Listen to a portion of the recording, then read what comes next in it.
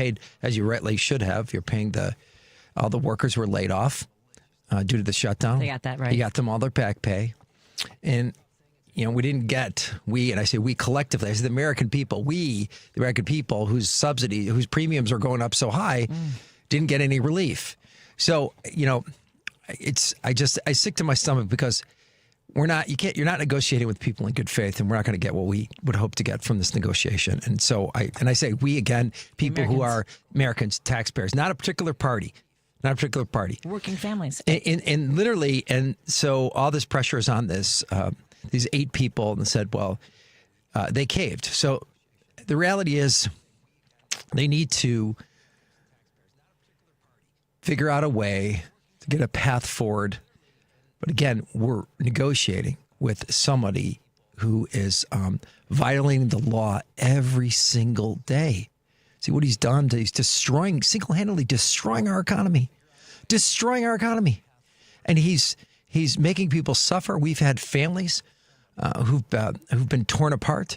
We have children who are instant orphans.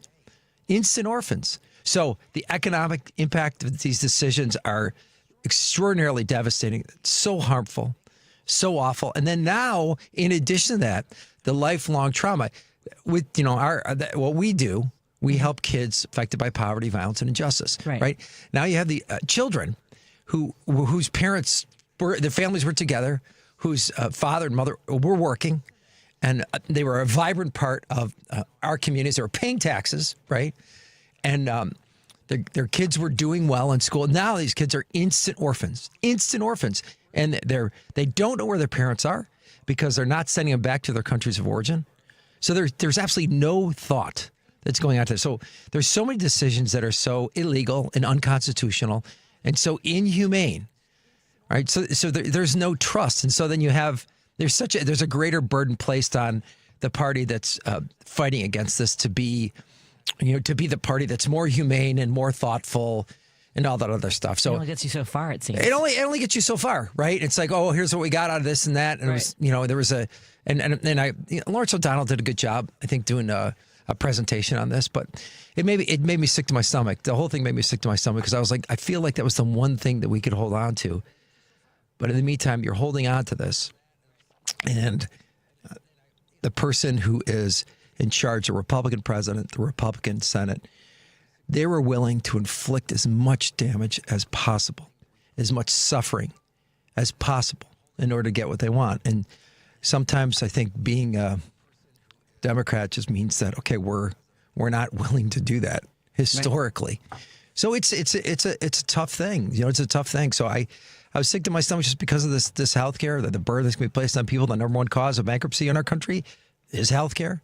And suddenly now these folks do not have health care, or they're not going to be able to afford their premiums. So they're going to wait to the very last second to go to a doctor, to go when they're very, very sick. And so it's like such a worst case scenario. And it's hard to look at things the way we used to be able to look at them. Is somebody being thoughtful? Is somebody being conscientious? And who has been in the legislature in Springfield, and we kind of had our own test case in Illinois with Governor Rauner when he was willing to drive the state over the fiscal cliff and take people who needed services the most with them. Yeah, look, and I look at that budget, and I hate to say this, we have the budget funds the legislative branch. Yeah, just saying. Legislative branch, and so okay. If I'm there and if I'm in that position, I'm like, you're not funding my salary. I'm not taking a salary. I'm taking a chin, and you're gonna have to have conversations with your loved ones and say, we're gonna sacrifice for the next several months till we resolve this. We're not gonna make sure that we get paid. Right. And so the legislative branch was funded within this budget. Yeah, the military was funded within it. Yeah. Right. Thankfully, these folks who are on the front lines of airlines funding at the FAA. Air traffic controllers, but I know this is so unprecedented and it's so horrible. But I want people to be thinking about, okay, remember, I never had that experience. Oh no, that's not true. That's not true. The previous governor, prior to Governor Pritzker, the previous governor, on a Good Friday, he cut funding. Mm-hmm. On Good Friday, those of you who are people of faith. Good Friday is just before 5 p.m., by the way. Yeah, it's a holy day of obligation, whatever. Cut funding for kids with autism, epilepsy, special needs, developmental challenges. And for senior citizens. For people with substance abuse issues. I mean, the whole gamut. And it was on Good Friday. Yeah. And they're like, oh, my God, who does that on Good Friday? Who does that on a holy day? And it was just like, it was a message that was shot over the bow. Mm-hmm. And this current president that we have is just an extension of that. And people say, well, there's people out there, oh, good for you, holding people accountable who have absolutely no voice in government because they don't have the type of voice, they don't have the influence, they don't have a lobbyist, they don't have paid lobbyists to do what it needs to get done in order to be able to pass meaningful legislations or significant allocations of money. And these are families that are struggling to make ends meet. Yeah. Families who, by the way, have an 80% divorce rate because of all the difficulties that they have with their kids. I don't need to tell you that. So we've seen this before. We've seen this playbook, and we saw it in Illinois. And thankfully, that person is no longer our governor, and we have a governor who cares about people. And however, and this is the thing that keeps me awake. It really gets to me, to my core, because that was when you and I started really ringing the alarm bells, and you fought so hard to get that money reinstated, and then Madigan wanted to play games. I got him like, don't worry, go take care of yourself, take a breath, hands up. The water goes because you inhaled the water. You don't want to listen because I'm a mom. No, I listen. hands up. Because Governor Rauner and Madigan wanted to play, chicken with each other with our future. But here's the thing that keeps me awake is that having been through all that, and the job that I have now as a policy advisor for the comptroller's office, is that I know 10 years later we have lost people who provide a lot of those services. Just as an example, early intervention, there are 3,000 babies waiting on a 1-year waiting list for early intervention services, when every single day matters in investing in a baby's future to make sure that they can reach their potential. And so that I can draw the line from Governor Rauner and people not getting paid for 6 months, 9 months, 18 months, saying, well, I'm not going to take early intervention clients anymore. I'm going to leave this industry. This is not, this is too onerous for me to do this anymore. Right. So, so now we have a situation. Well, we'll talk some more about this because I'm just getting angry. Hi. Hey. How are you doing? I'm great here. Sharing misery can be I don't know, can be a joyful experience when you're sharing it with someone who you've been on the front lines with. So do you like the Marvel movies, like the Incredible Hulk, the Marvel character? I remember in Springfield was when I started, people asked me how that I seem very cheerful. I go, you want to know my secret? I'm always angry. It's true. I'm always angry. You're a smiling knife. That's your secret. That's my secret. Try hugging me in public. If you've done mean things to me, it doesn't go well for you. Let's take a break here. We're hanging out with Senator Dan Kotowski. He's now the CEO, Executive Director of Kids Above All. Go to kidsabovall.org and support their mission to help children live happy, healthy, safe lives. Now, more than ever, they could use their support. And I want to come back and talk a little bit about One AIM as well, because there's one of the things I struggle with is that the issues that we have been fighting for years have to sort of we have to focus on those as well, whether it's gun violence, women's autonomy rights. As you mentioned, healthcare is top line. I think that's one of the crises that we're facing right now. So let's take a break here. Also want to thank our sponsors. Thank you to Source Solar. Go to source.solar. Make an appointment with Peter Sorellis and see if it's time to get solar panels on your house or business. And there's some incentives that are running out this year, but Peter has worked it out to make sure you get the biggest bang for your buck and do better for the environment. That's source.solar. Thank you to Pride Coffee Roasters. Go to pridecoffeeroasters.com and maybe put in an order for a bean subscription so you can get some. By the way, those bean subscriptions. Oh, you've had your coffee? I don't have the button. She's clapping, by the way, Jackie. She's clapping in the producer's booth. Lady B has enjoyed her coffee with the honey silk oats, and I can't remember what the other tastes are. We'll talk about that a bit too. That's pridecoffeeroasters.com. Wake up with the best coffee beans you can buy. Pridecoffeeroasters.com. And thank you to our friends at Minocqua Brewing Company. Please subscribe to their newsletter and support the work that I, Ben Cominos, Kirk Bankstead, and others do every single day, writing columns and shining a light on the issues that are most important to all of us. More after this on WCPT 820 Heartland Signal at KKNW 1150 in Seattle. Think Theory Radio. I'm very privileged to have on a special guest, Tim Ains. We put together a team of experienced investigators. There's certain things that happen to abductees that they all talk about. And people have seen things like missing time, or they might have marks on their body. And it's interesting when somebody in India and somebody in Des Plaines, Illinois, and somebody in Fiji all have the same mark. Think Theory Radio with Damian Perdue. Saturdays at 6 p.m. on WCPT 820. For nearly 2,000 severely injured veterans, everyday life has become filled with barriers. So we build specially adapted homes at Homes for Our Troops. And thanks to our donors and supporters, this life-changing gift of freedom is provided mortgage-free to these veterans. But we need you to join us, too, in completing this important mission. Please visit hfotusa.org and help build homes and rebuild lives. You're listening to WCPT 820 because facts matter. If you're listening to this station right now, you've definitely heard my voice before. Hi, I'm Hawk. And I'm Pete. And we're with Source Solar, your local source for solar. Source Solar is Chicagoland's premier solar installer, providing solutions for over 1,000 homeowners and business owners across Illinois and Iowa. With over a decade of industry experience and deep roots here in Chicago, we have the expertise to help your transition to clean, renewable, resilient energy. We can guarantee that we save you money day one without any out-of-pocket cost to you. This means you have an instant ROI, instant payback, and can save money to add to your bottom line day one. At Source Solar, we source everything as local as possible, meaning we always carry the Made in USA sticker. Find us online at www.source.solar. Stop in our office at 5710 North Northwest Highway or give us a call at 773-985-3992. And don't forget to ask for Hawk or Pete. Patti Vasquez is taking your calls now. All right, let's hit it.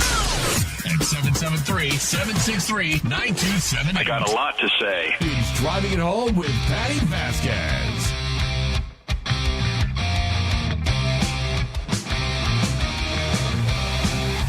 Thank you so much for joining us. We continue to drive it home. Joining me is State Senator Dan Kotowski. You address somebody by their last elected position, unless you have no respect for them, and then you just call them Dan.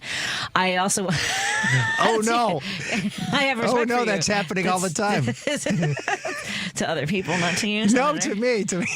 Hey, Dan. Hey, Dan. That's them, not me. They're super happy. Yeah, they're like...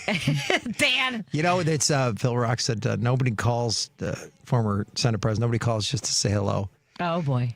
Yeah. Yeah. I was sending out texts because we have our event this Thursday. That was after he left the job. Right. Nobody calls Yes. to say that's just. Well, I felt bad because I was going I'm sending out texts inviting people to our event on Thursday, which is now sold out. But we are still asking folks to support One AIM. Go to oneaimil.com. .org and support our efforts to end gun violence. But I also was I'm texting people realizing the last time I texted them was the last time I texted them for One AIM. Is that right? It's kind of amazing, though. So you can look at one way. It's like, oh, that's great. Patti left me alone. She didn't ask me for anything. The other is like, she only calls just when she's looking for something. That's right. But then I scrolled farther back to find people I didn't bother last year, and then it's people I haven't talked to in 3 years, and I'm like, hey, could you? That's why I'm very purposeful to reach out for other things, because I don't want people to be thinking that you only talk to them for money. Yeah, or it's transactional relationship. And I mean, the difference is, I think, representing an organization that helps kids. I don't feel as bad about it because I'm like, well, we're just trying our best. We're trying to help out, and please consider being a part of this and this effort, this mission. So the One AIM event, it's looking forward to people getting engaged. And for those of you who are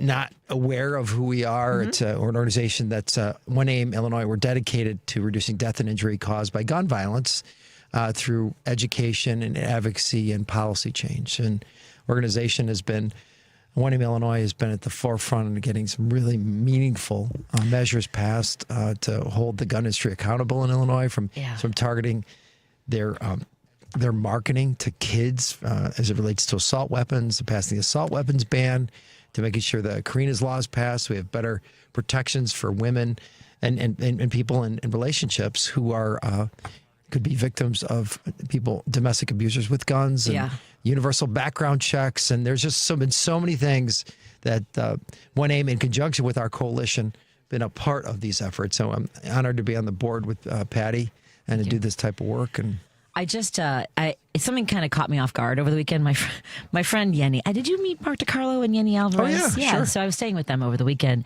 and Yenny goes, "You want to go see a movie?" And I've only been to two. This is my second movie I've been to since 2018. This is going to be dark, so bear with me. But also, because I get hysterical, it was just so funny to me. She said, "There's two movies. There's one that's about this romance, but it's got kind of a dark turn to it, and it seems like it would make you cry. So let's go see the movie about the woman boxer." I'm like, all right. I didn't know anything about. I knew nothing about Christy Martin. Okay, and do you know anything about Christy Martin? No. Oh my God, it's an amazing story, and it's also a story about how her trainer and manager groomed her, married her, got into this very violent domestic relationship with her, attacked her, and there was a point where, because I was in a vulnerable situation when I was in my 20s. I was in an abusive relationship in my 20s, and there was a scene where she's packing, and I had to get up because every time my ex would he would tell me to pack my stuff and get out.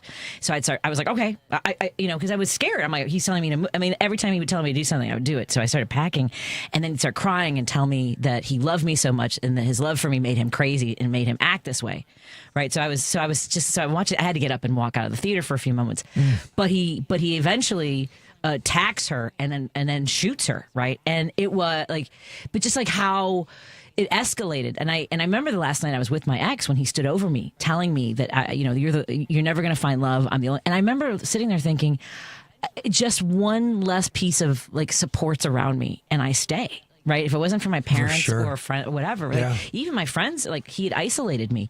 So Karina's Law, and I know I've never really talked to you about this that much. This ring that I wear is actually made from a very heavy silver necklace that he made for me that I was going to try to give away, but someone said you can't put that bad energy out into the world. Like, I'm Mexican, so I have those ties to it. So an artist melted it down, and it's I Survived ring. So these two rings are both made notice from it's the on your middle fingers, both of them. So I think it's okay for me to show that on the radio. Yeah. But it really sort of reinvested me in the work that we're doing, knowing that being in a situation like that, where you think that a woman is like strong and smart, and certainly they wouldn't stay, right? And yet.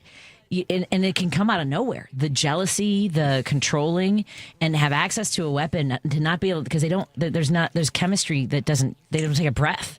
It's always forward motion of control, and that gun is just one extra thing. So Karina's Law, tell people a little about Karina's Law. Here's something it should make me think about, if you don't mind me saying this. Yes. Like back in the mid 90s, one of the first laws that the predecessor of 1A Illinois was the Illinois Council Against Handgun Violence. We worked with Mayor Daley at the time to pass a law that said people convicted of stalking, aggravated stalking, domestic violence would lose their firearm privileges. Now, surprisingly, there was resistance to that. And one of the reasons why is that some people in their professions, they say, well, they need their gun for their profession. And to which I said, well, stop beating your wives and your girlfriends, and you can have what you need in order to function in your profession. But it was, you never know, right? You never know. And I think what was lacking is this reporting within a certain period of time to make sure that there is movement right away when there's been an instance of domestic violence, and the gun can be confiscated from this person who is a direct threat to their partner in a relationship, and making sure that gun is. Because like it's kind of striking to me. There's you think right now, right, and you think of the protections that exist for certain crimes, and there's the protections that were in place for people who were involved in domestic violence incidences were more airtight than protections that exist for someone who's possessing at one point possessing narcotic, and it was a nonviolent crime. This is a violent crime. And so getting a gun, there was more concern about making sure that the Second Amendment, this person does, it's their gun, it's their firearm, it's their right. But they're involved in a domestic situation, they're dangerous. We need to move quickly. We need to move expeditiously. We need to get the gun out of this person's possession. We have enough evidence to support that. And that's what Karina's Law did. It allowed more expeditious movement to secure the firearm and make sure the person who is a victim in that situation does not become someone who is dead. Right. And so, but it's kind of shocking. Just watching all this, like this whole world. I was just 1,500 people who basically went through the Capitol, tried to overthrow our country. It was an act of domestic terrorism, and they've all been pardoned, right? They've all been pardoned. Now you have a situation where there's been acts of domestic violence, and it's so hard. It's so hard in order to try and get people to have their firearms that are taken from them, despite the fact that they present in an adverse situation, put people in a significant amount of risk, specifically people in domestic situations. Well, and one of the things, have a seat, Warren. Do you have something for the senator? Well, no, I came here because I need a pen. Oh, you need a pen? All right, here you go. Here you go. It's true. He needs a pen. I need a pen. There you go. One of the things I think about Senator is during Nice to see you. During these, he's got something for you. Oh, nice. Mm-hmm. I gave him a call and told him you were going to be here. Thank you. That's buddy. Warren Preis from Source Solar. Yeah. He was at our event last year, and I was doing my texts today and he said, "Oh, can I come by? If the senator's on, I'd like to stop by." Yeah, nice. I was doing my call time. Continue. I don't want to. You're on a roll. Go. No, it's good. Before we go to the break, and I know I'm running a little bit late, and I just want to plant the seed for later. One of the things that caught me when I saw this movie as well is, with the work that I also do and the research I had done during the pandemic and the exacerbation of being in lockdown for people who are in domestic violence situations. Now we have families and communities where people they're afraid to leave their homes because ICE agents might be there. And so you have a culture where, the women are at a disadvantage. Yes. Right. And their children as well. Right. I mean, during the pandemic, one of the sort of at least one obstacle or one checkpoint, I would say checkpoint for families or individuals, kids going to school and having another set of eyes on them and being able to register whether or not someone is feeling traumatized or has visible marks of abuse and things like that. And now we have people who are hiding. And who knows? I mean, I don't have to tell you again. Yeah, we have people who are, and that what's so horrific about everything. We have people who are also hiding, who are they have master's degrees, college degrees. They've been working here, and they've raised here, and they're American citizens, and they're absolutely frightened because of our last names, the language that we speak, and the skin and the color of our skin. Yeah, we had one of our staff members who was detained unlawfully. Oh my God! Yesterday. Yesterday. Yeah. Mm-hmm. Yeah. Oh my God. Yeah. I've got former employees that are also afraid. They won't come out of the house. Oh my God. They won't go to work. We're going to come back to this conversation. I have to take a break here. We're going to talk to an organizer and chair of the DuPage County Dems is going to join us. Reid McCollum, is he coming up next? Or is that, I can't remember. I'll check. I'm going to check my schedule. More in a moment on WCPT 820 in studio with Warren Preis. Go to source.solar and make an appointment with Peter. Senator Dan Kotowski with One Aim IL. Go to oneaimil.org. Our fundraiser is this Thursday. We would love your support to reduce the injuries and deaths due to gun violence. oneaimil.org. And Kids Above All. That's kidsabovall.org. Support their mission to help children live happy, healthy, safe lives. You're listening to WCPT 820. Here's the latest Chicago weather update. I'm meteorologist Ray Miller from the Weatherology Weather Center. Clear skies tonight, a low temperature at 37 degrees, and winds out of the southwest at 10 to 20 miles an hour. On Wednesday, lots of sunshine with a high temperature of 49 degrees and west winds at 15 to 30 miles an hour. Thursday, sunshine with a high temperature of 53 degrees. Friday, sunny with a high temperature of 57. Saturday, cloudy with a high of 67 degrees. That's the latest Chicago weather update. Right now, it's 41. This is Chicago's Progressive Talk, 820 AM, WCPT Willow Springs, and online at WCPT820.com, where facts matter. The Rick Smith Show. What comes of all of this chaos? Because look, it's fun to watch. It's interesting to watch as they're literally falling on their face. What does it mean to us? How bad does it get for us? We, the working people of this country, who don't have the kind of wealth to weather a storm, the ones who are going to probably lose our homes, to people like Donald Trump, who does have the wealth to weather the storm, or at least the credit. The Rick Smith Show, weeknights at 7 on WCPT 820. Gratitude. Gratitude in Webster's Dictionary is simply defined as the state of being grateful. This is Dr. Anna Pellick from Total Dentistry in Palatine, Illinois, in a state of gratefulness.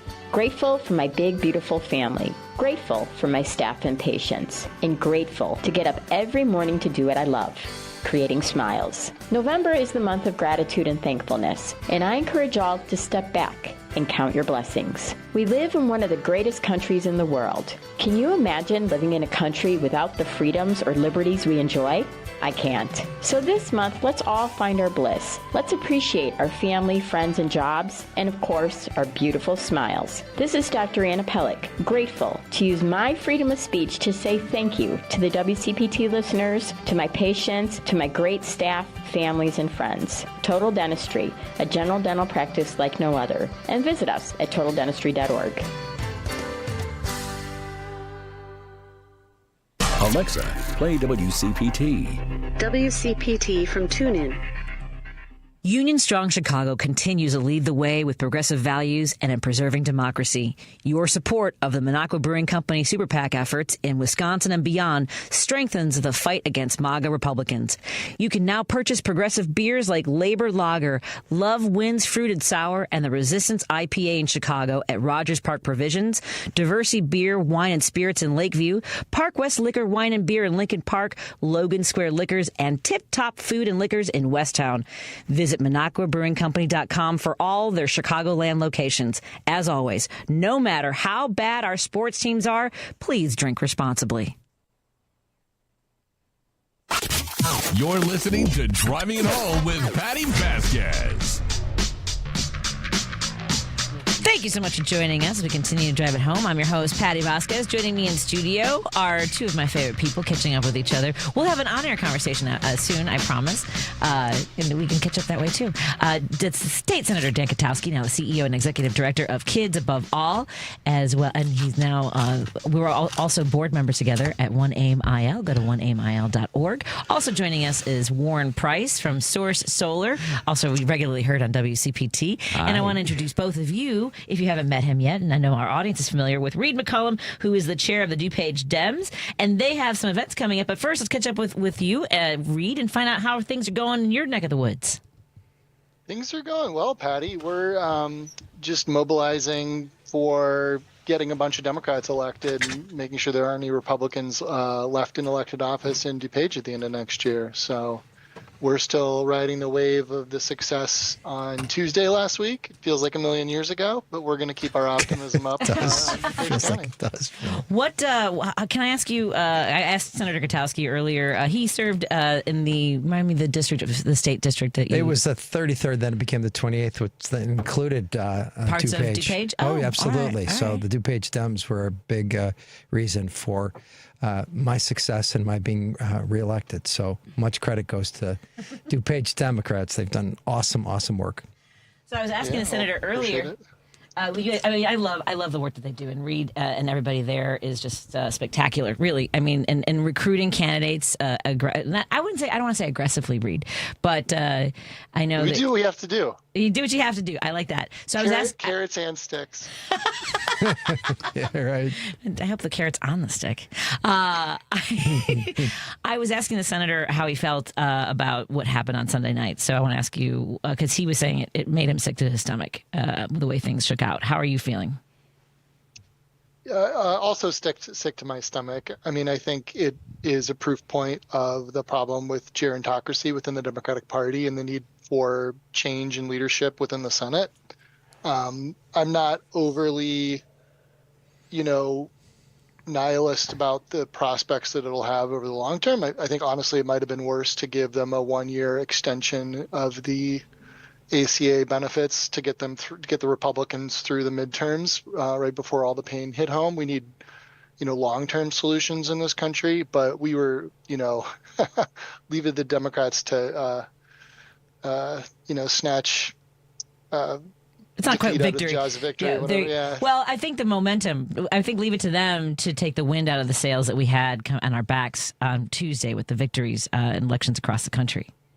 Right. Yeah, I mean, and to be honest, it's not like it could have gone on that much longer. I think the pain was about to get amplified, and heading into Thanksgiving, pretty much everybody was about to sort of really experience it. I do think it wasn't an overall defeat. I mean, I think the Republicans were blamed. It really raised the salience of health care and who is fighting for working families in this country, and who is, when they're not destroying the White House, having great Gatsby parties at Mar-a-Lago. And I just wish it had gone on just a couple weeks longer to really bring that home for even more potential voters that weren't yet paying attention. Because it's just, despite being the longest shutdown in American history, it was never the top story, and it really was about to be. And you're talking to a political strategist and operative, not the people that are suffering as they're not getting SNAP benefits. And I think it just proves that Trump's desire to inflict cruelty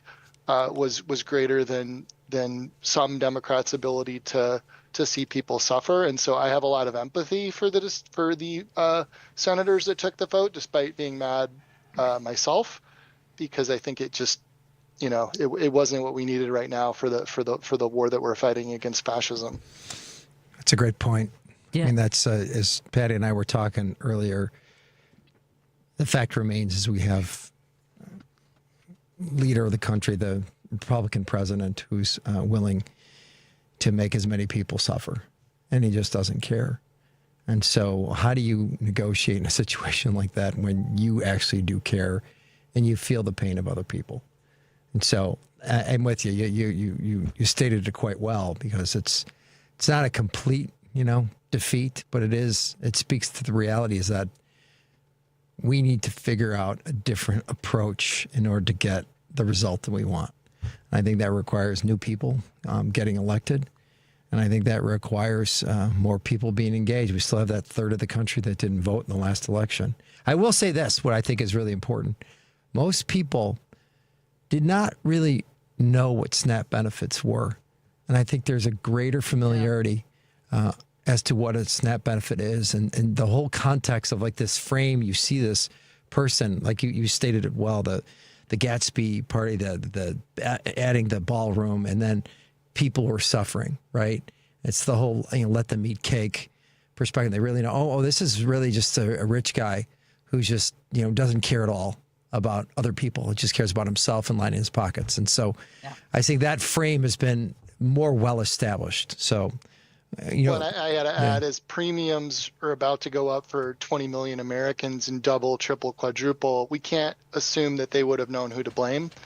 They're much more likely to know who to blame now. Mm-hmm. And that's really key, because in all these red states where they're going to get hit harder and they all voted for Donald Trump, it would be very easy for them just to reflexively blame Democrats somehow, some way, for getting in the way. But, they're going to better They find a way anyway to blame Democrats. Yeah. They just say it. It's the Democrats' fault. Yeah.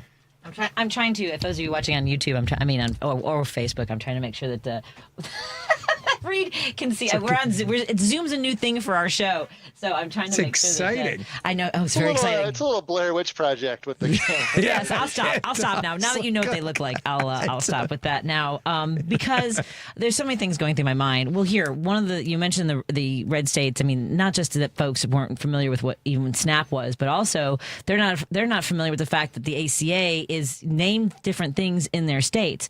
So the next question I want to ask you is about this. There's a story today that, and I don't know who the experts are, that now say that blue states no longer should withhold the money that we are basically providing to give welfare to red states. We are donor state and they are welfare states. I don't know if that's Reid, did you see this story today? No. No. I don't know if that's a tactic either. Yeah, that's a whole thing. Sounds great. Right? This is something that Illinois could use money to support the services and the programs that we have here.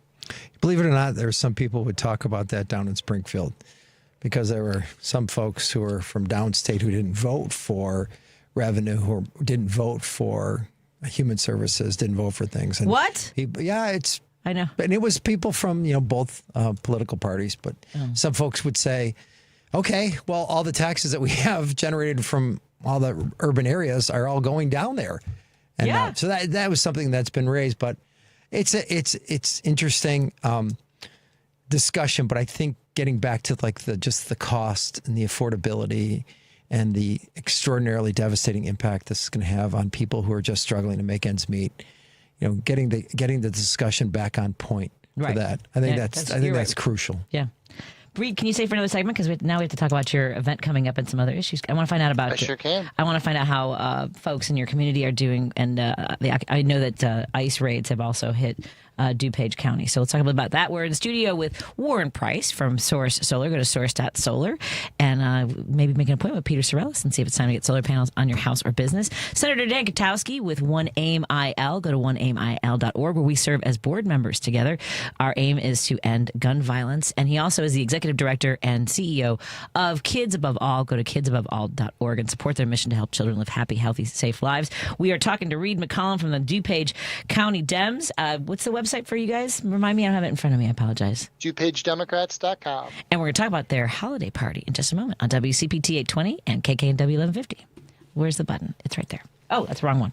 Let's do this one. Okay.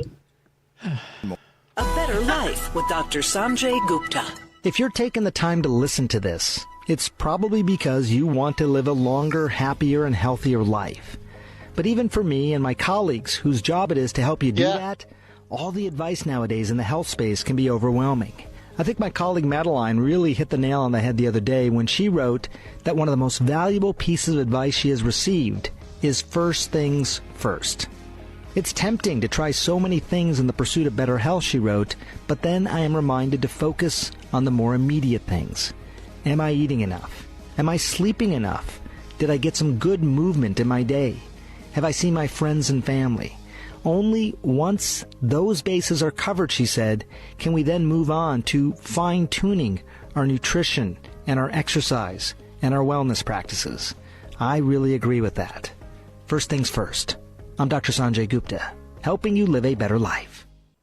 Attention timeshare owners. This is an urgent consumer alert from the Timeshare Exit Hotline, a national company specializing in helping consumers legally get out of their expensive timeshare contracts. We're offering you a way to legally get rid of your timeshare. So if you're fed up with the maintenance fees that keep on coming and want to learn if you can terminate your timeshare legally and permanently, call today. Even if you've tried before and were unsuccessful in getting rid of your timeshare, call today and see if we can help. We offer a complete 100% unconditional client satisfaction guarantee. Make this completely free call and learn how we can help you legally put an end to your timeshare nightmare once and for all. You have nothing to lose, so call right now to qualify and receive a free consultation. Call 800-838-8614. 800-838-8614. That's 800-838-8614. Paid for by Airtime Media. Chicago's Progressive Talk, WCPT 820, where facts matter. You're listening to Driving It Home with Patti Vasquez. Hey, everybody. John Fugelsang's new book, Separation of Church and Hate, is a New York Times bestseller. And to celebrate, John is hosting a book tour pay-per-view comedy special recorded in D.C. That's going to be on Saturday, November 15th at 8 p.m. Central. And you can watch John on your computer, tablet, smartphone, or cast to your smartphone or cast to your TV. If you go to meethook.live/John F., you can order the pay-per-view book package and upgrade for a signed copy of the book. Or right now, if you are the second caller, you will have a chance to win. If you have the chance to win the code, you'll win a live stream code to watch the show live and on demand. That's 773-763-9278. 773-763-9278. We'll take the second caller to win the stream code. Contest running on WCPT 820 are open to listeners 18 or older and residents of the greater Chicagoland, Northwest Indiana area. 100 per person, one winner per household. Before we're prohibited by law, listeners may only win or qualify to win once every 30 days. Complete rules are available on our website at WCPT820.com by clicking the contest tab. If you need to hear all that, you can just slow it down and post. Let's get back to our conversation. Faster. Joining us in studio. I thought it was myself. I said, did I just get some caffeine? Because I think, what is happening? Reid, that wasn't too fast. You're like the M&M of announcers. You could add auctioneer to your... Yes, right. Good God. 30, 35, 40, 45, 50, 55, 50. I never know how to do that. You should do auctions. No, thank you very much.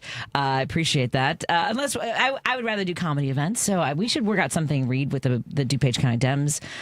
Maybe do a comedy event. I've got some good comics that we can line up. And but I know that you have an event. You have a holiday party coming up. What can folks do to find out more about that and gather with the DuPage County Dems? Well, I think it's important that people keep in mind that joy is a form of resistance and that it takes resources to make sure voters know why they should vote for Democrats. So we're going to bring those two great ideas together for our holiday party. It is Friday, December 12th at the Abington Banquets in Glen Ellen. Starts at 5:30, and we have fewer than 100 seats left, so it's going to sell out. So people should get their tickets if they're interested in meeting elected officials within DuPage. There's going to be some great elected officials, even some statewide potentially that'll join us and speak. But it's going to be a good time, and it's like-minded folks that want to celebrate all the wins we had across DuPage. So to get more information on that, people can go to DuPageDemocrats.com. It's front and center on our website, and bring your family, have a good time, get involved in the DuPage Democratic Party, and help us make sure that we extend the winning streak that we've had this year. We're 49-0 in electing Democrats in 2025. Isn't that crazy? That's amazing. Because when you were serving, sir, I mean, because it was still red, I would imagine, when you first started serving. It was a blend. It was a blend. It was a blend. We, there was the district was reconfigured.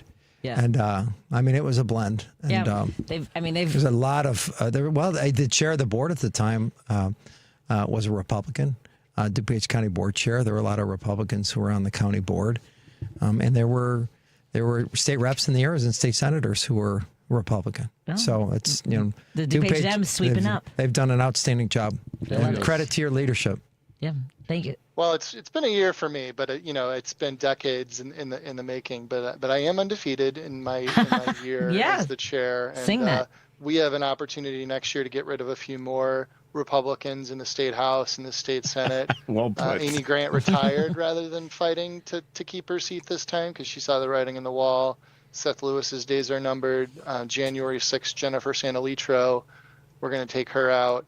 And we can extend our 12-6 county board majority to 17-1. So that's outstanding. It's kind of amazing. See, and we're going to elect the I'm first glad you're on our sheriff. team. First Democratic sheriff, did you say?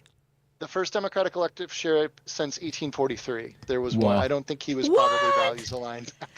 Since what? Since 1843? Yeah. There has been one Democratic sheriff. Thank you, ChatGPT, for helping me figure that out. So, by the way, Warren said we're glad to have you on our side. Yeah. I'm glad you're on our team. Yeah. One of the things, so it was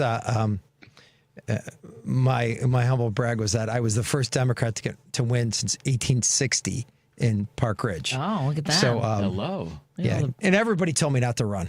You'll never win.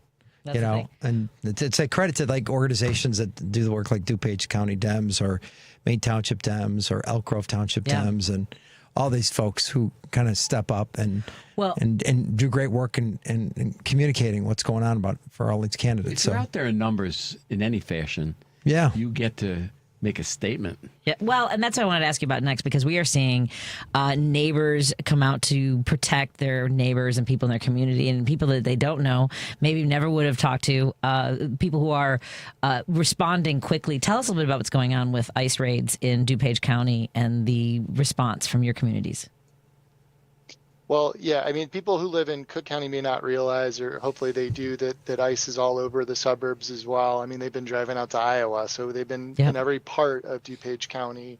There are many Hispanic neighborhoods in DuPage County. For some reason, ICE is focused on our Latino neighbors, not people who might be from other parts. The Polish, Europe. The Irish, the Russian, just saying. Yeah, Ukraine. It's just they're going after select neighborhoods, but the community has really stepped up. We have many trained rapid responders. It is ICER that has trained the trainers that are activating the community out here, just as in Chicago. There are whistle brigades, so a lot of the same sort of activities that are really well organized in neighborhoods in Chicago, where people are swarming to alert folks and to be there. It's happening in DuPage. Awesome grassroots efforts by many allies to do that, and we're lucky to be represented by two amazing Latino members of Congress in DuPage, Delia Ramirez and Chuy Garcia. Nice. My congressman. So, I think a lot of folks don't think of that representation. Latino caucus leaders, Karina Villa and Norma Hernandez, have big chunks of DuPage. Barbara Hernandez, there's a large Hispanic representation in DuPage, and there's a big need for folks to fight back and to make sure that everyone in DuPage feels safe. I think Senator Karina Villa running down the street in her kitten heels and like early, whatever time of day that was, and yelling at ICE, telling people to stay in their homes, speaking to people in Spanish and in English. I mean, that was one of the first, I think, one of the first viral videos of seeing people come out and warning others. I think was one of the first alarm bells that this was coming to our communities, really. That was my sense of it. That was early on. Yeah, that was in West Chicago on a Monday morning, and by Wednesday we had ICE in 5 or 6 cities within DuPage, and we weren't prepared at that point for the rapid response and the mutual aid whistle brigades and all that, and so it was a few months ago, and we made rapid progress to try to do everything we can to protect folks in the community. Well, thank you to everyone in DuPage that's stepping up for families, for pure human rights and safety. Again, their holiday party is December 12th. Remind us where the event is being held. Friday, December 12th at the Abington in Glen Ellen, and you can get the information at our website, DuPageDemocrats.com. We'd love to see you there. Buy your tickets now because we will sell out. Excellent. Thank you, Reid. We'll talk to you again very soon. Well, we check in with you every few weeks, and I love these conversations. I really appreciate all the work that you guys do. Thank you so much, Patty. Thanks, you. Reid. Maybe I'll be able. See you, Reid. I'll try to make it out there. Great to see you, Senator. Yeah, great to see you. Good. Nice meeting you. I want to make sure that we get a chance for you guys to catch up on the air. We have a couple minutes here. So Warren Preis with Source Solar was explaining to Senator Dan Kotowski about the process of putting solar panels on your house. Oh my God! And you seem curious. Yes, it's very simple. What about businesses? And businesses, right? Because there's a lot of the parts that go into building these solar panels, the equipment that's needed. Peter's worked out a way to make sure that people are getting the biggest bang for their buck and still saving money, even though the incentives are going to be running out for residential. The business ones have a little extra time, right? Well, it looks like we've got till 27 now. We'll discuss that later. Oh, but, that's another time. The program is simple. You have a home or a business. I'm going to use a business for example. I'm going to use a bill of $6,000 a month, which comes out to $72,000 a year. Is that approximately right? Yeah, it's exactly right. That's exactly right. And some people's home or businesses have one bill with ComEd. Others have 2 bills. Now, the other one might be from a company called Constellations. Now, Constellations delivers, but they don't supply. ComEd supplies the power, and then you get 2 bills at one location, or if you have ComEd that does both, so it doesn't matter. But the way it works is we take the Constellation bill and we throw that away. We take the ComEd bill, we throw that away and reinstate it, and we give you a new bill for leasing the equipment and for the delivery and of the power from ComEd, and those 2 bills combined will be 20% less than you're paying right now. Only 20%. Now, could you use, what is that, $14,400 on your business? Or let's reduce and take off a couple zeros. Could you use $140 a year? You know, if you wanted to put power on your house, if you've got a $700 bill a month, if you have a $500 bill, sometimes you got to start thinking about it. You can save money. It's a lot to take in, isn't it? I'm always like, I still need to understand this better. Well, it's interesting. So who are your top customers right now? Mostly residential. Businesses are tougher. Qualifying for it is hard because you need to be able to have space on your roof to put your panels. Now, sometimes the mechanicals of your building are stopping you from doing that, 1. And 2, the location of your building in reference to other buildings blocking out the sun, trees. You know, it all depends on the position of your property. Right. So you're more inclined, is it better situation when it's a flat roof versus a pitch roof? Flat roofs are great. Yeah. Or pitch roofs directly facing south would be facing wonderful. the sun. Yeah. All day long. Yeah, that would be great. So, and then there's other things. If you have a parking lot, you could we can put up a different type of a board, you know, for that. There's other ways we try and make it work. Interesting. I'm so glad you guys got to connect today. What's that? I'm so glad you guys got to connect today. Yes. And thank you so much for the donation to 1AIL, and as well as to thank you to Peter Sorellis from Source Solar as well. She said, I was driving around the street, and she sends me this I know. 27 It was the text that million line Yolanda. text. Was it really extensive? It was the template that I was sent, and I actually cut that one down. So I'm starting to read this thing. Hi, I'm back from L.A. And I said, oh, great. They had a good time. But all of a sudden, she's telling me she can't. She wants me to come in and talk solar and with Peter. And then she said that I can't come on Thursday. In general, I would rather have root canal performed on me than getting a long text. Except if it's Patty. Except if it's Patty, I'll take a long text from her. Let me show it to you. I really don't want to see it. I got to take a break. Thank you so much, Warren. Go to source.solar. Thank you, Senator Kotowski. Oh, my goodness. Jeez. That's the template I was sent. All right, I got to go to my optometrist tomorrow just from looking at it. Everybody. I love you guys. I have to go because I have to see a relative perform on PBS. Awesome. Oh, wonderful. All right, cool. We'll be back with more conversation. I'll take your calls. I know some folks are on hold. I'll get to you I'll talk to you in just a moment on WCPT 820, Heartland Signal, KKNW 1150. This is a WCPT Veteran Minute. During the Civil War, 11% of the Confederate Army was made up of enslaved men forced to join. One of these men was Robert Smalls. Smalls was a deckhand on the Confederate supply ship known as the Planter. During his time, Smalls learned as much as he could about navigating the ship so he and others could escape, and on May 13th of 1862, while officers were sleeping, Smalls, along with 16 others, took the Planter out of the Charleston harbor, navigating through all 5 checkpoints while heading to open waters looking for the Union blockade. Smalls raised a white flag of surrender, letting Union soldiers board the ship, giving them guns, ammo, and documents about planned Confederate attacks. Being a wealth of information, Smalls was given the role of the Union Navy captain. Stories like Smalls are one of the many factors convincing President Lincoln to allow free African Americans to serve in the Union Army. This has been a WCPT Veteran Minute. Brought to you by Progressive Insurance. Not only does Progressive let you bundle your insurance, but they also give you round-the-clock protection. Quote today at Progressive.com. AP News, I'm Ben Thomas.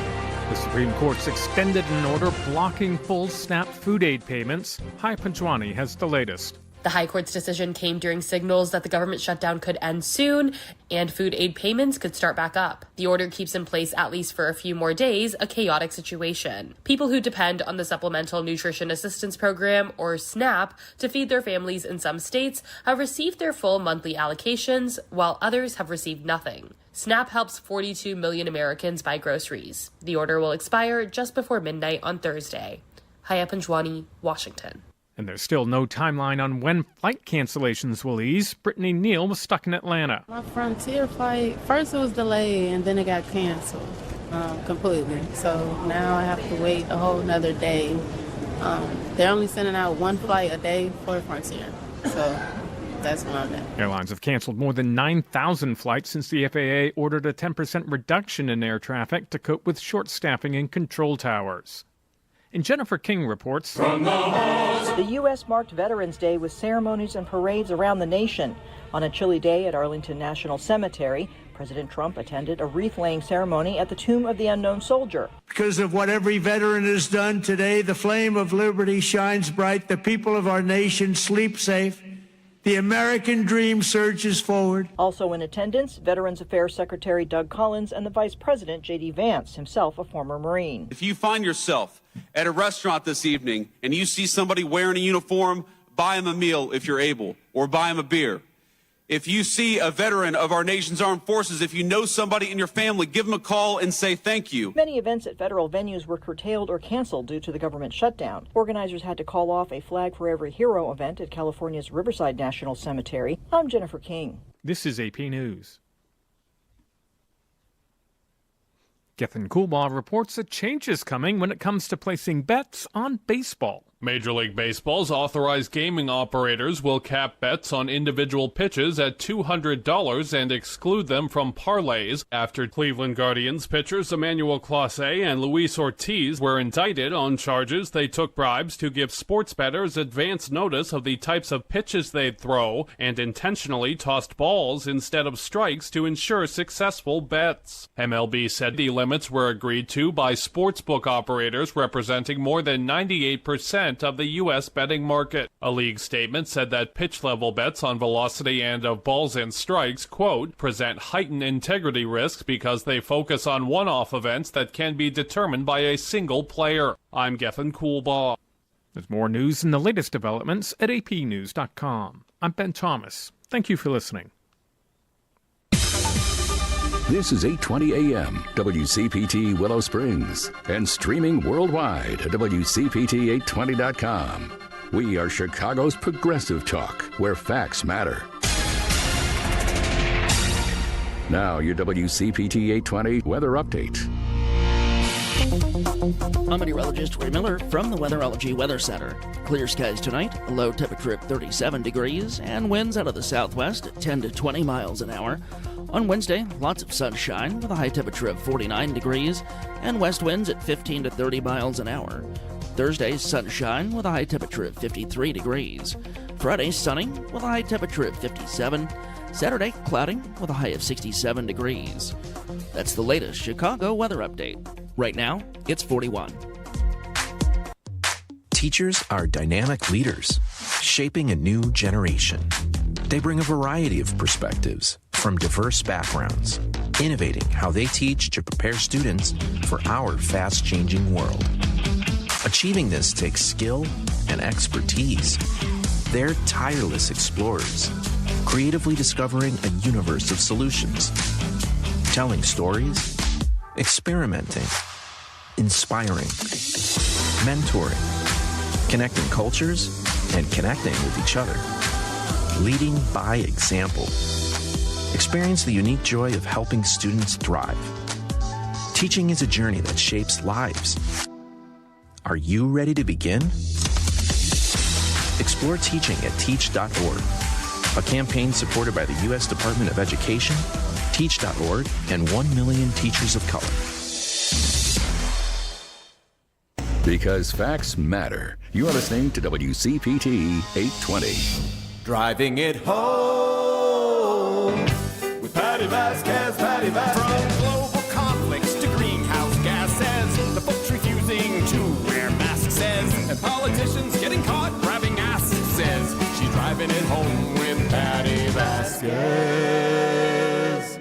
Thank you so much for joining us as we continue driving it home, and joining us in the evenings, KKNW 1150 in Seattle, and I believe also during the days. So we're driving at night, driving during the day. We're driving it everywhere, Senator Kotowski. That's nice to hear. So where are we at in Seattle? It's 4:00, 4:07. Yeah, but we come on later for them in the evenings, and then again during the day. So I don't know where we are, but they should let us know. I know that we're somewhere in the universe. Someone sent me a text. Oh, I have to find this message from someone in Seattle who's very frustrated with the vote on Sunday. So I got to find that text. But at any rate, yes. So I'm on a couple times in Seattle. So thank you so much, Seattle, for your support. And in Minneapolis, St. Paul, and on overnights as well on KTNF AM 950 Minneapolis, joining our friend Matt McNeil, who's on our station at 9 p.m. every night. Awesome. It's a little bit of cross-pollination, getting all the progressives together. I want to thank our sponsors. You just met Warren Price. Well, not met, but you guys heard Warren Price in the last segment from Source Solar. He and Peter Sorellis are doing a great job making sure that you can save money and do better for the environment. So go to source.solar and see if it's time to get solar panels on your house. Do you drink coffee? You don't drink coffee, do you? Do you? Can you imagine me on coffee? I do drink coffee. Caffeine, nothing. It's so Water. funny. I don't know why I walk into this promoting one of my favorite sponsors. All my sponsors are fantastic, but Pride Coffee Roasters makes the best coffee. Their roasted beans are ridiculous. Do you like the smell of coffee? Oh, I love it. All right, I'll next time you're in, I'll make sure I bring it back just so you can smell the coffee. Smell it. It's so good. It's so good. It's single origin. It's single origin beans, and they do all their beans are roasted to order. So when you place an order and you choose the bean, then they roast it on order. Is there a particular bean that you favor? The last one I had was the Mexican roast is one of my favorites that they do. Whenever they have has hints of if it says I'm a big sucker for anything that's toffee, mocha, chocolate, caramel. Those are always so they. Oh yeah. So they've got got beans from all over the world, including this one. They have a Resist blend. I don't know if you can see that logo there with that's their. They have cool. Really great artwork on that one. That's beautiful. Yeah, isn't that great? It's the Resist Movement blend. The medium roast is an equal blend of Dominican Republic and Arabica beans. Where are they based out of? Chicago. They're on the northwest side. They're mostly right now when you can buy them in person at farmers markets, and that schedule is available at pridecoffeeroasters.com. Look at you. That's great. So yeah, and they have gay swag as well. I have a hoodie that says "Sounds gay." I'm in. I like that one. It's fun to buy swag. I went to see the English Beat last night. Remember the English Beat? I shouldn't ask you a question about music. I made a mistake. I totally made a mistake. Do you know I'm co-writing a musical right now, and it's so weird. I'm co-writing a musical in L.A. Songs that I don't remember. Is that what it's called? That I don't recognize. Songs I don't remember or recognize from artists that I have no idea who they are. So I have to imagine the English Beat is a Beatles cover band. No. They're kind of like. Okay. They're a band that from the 80s. They were they're kind of like a ska band in a way. Okay, I like they're ska. Real fun. Real fun. I Yeah. like ska. Ska's fun. Yeah, it's kind of ska reggae. It's really, really cool. And Dave Wakely and actually Pete Townsend from The Who does a cover of one of their songs. But Summit City Winery, had never been there before, and it was just the coolest venue ever. You can get dinner and watch a great show. Oh, hold on a second. Someone said they could not see the No, I'm visual. not getting paid by City Winery to say that. Let me see if I can do the. Someone was asking about the label. It's right there. Sorry about that. Not seeing visual or label. Love the Dolly Parton shirt. Oh, that was last week. I had the Dolly Parton shirt. Today I have Deport Fascists on my shirt. Nice. So that's that. So I will check out the English Beat. I probably don't know. Paul Farbar and I are planning to do a podcast called Musically Challenged. Where he does it, he struggles with music as well. No, I am. He'll just sit there and laugh at how I don't recognize. The one who can help elevate your knowledge of music. Just laugh at me. I think you probably remember You remember the songs and the like the melodies and stuff like that. It's just that you don't remember the actual the words or the name or the song or the name of the artist. Correct. All of that. Yeah. Yes. I mean, you don't want people to think like it's like musically challenged. That's all. Yeah. You know what we need to do? Our good friend Jim has been on hold for a while. All right, let's talk to him. Jim, how are you doing? Thank you so much for being patient, Jim. I know we started the show last hour. That's all right. Patty, I was going to mention to Dan, I used to bump it at Full Rock at the off track at State Lake, and we used to have a ball together. No way. We share a few drinks, and one day I asked him, I said, "You ever do anything for anybody?" He looked at me, he goes, "Never." You ever do any what? Any what? You ever do anything good for anybody? And he goes, "Never." So anyway, he was a great guy. Very self-deprecating. Very self-deprecating. Yeah, a great guy. He was a great guy. We were fun, and we had a lot of fun together. But I was thinking of another politician, FDR, in January of 1945. Now, we had two wars that weren't completed yet, one in the European theater, one in the South Pacific. And his inauguration speech was 5 minutes. And in that 5 minutes, he said the thing that struck him the most was that when he was in school as a young lad, the teacher said to him, "What we want to do is move civilization forward. Even if it's an inch by inch, step by step, we have to move it forward." And in this particular case, when you crush health care, when we've been desperate for I mean, since I've been a kid in school, I worked with the Dominican nuns for Obamacare, and we all agreed that we need single-payer health care, European-style health care. But the Republicans just crushed it. They absolutely crushed it.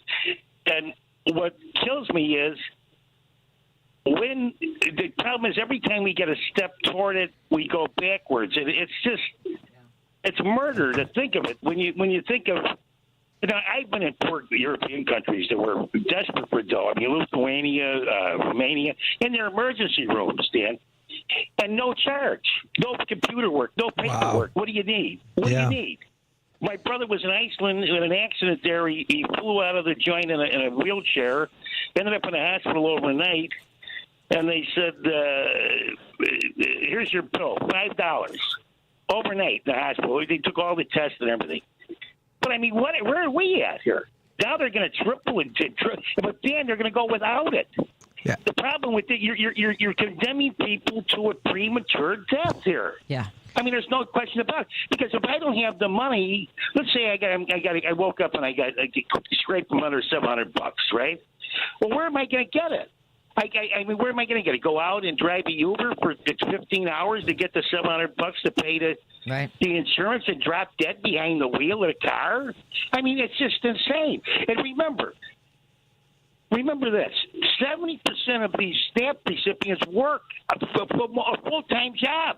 I mean, they work. They're not, these Republicans claim that they're the takers. We're like the nut that ran for president, and against Obama the second time, the guy from Utah, Mitt Romney.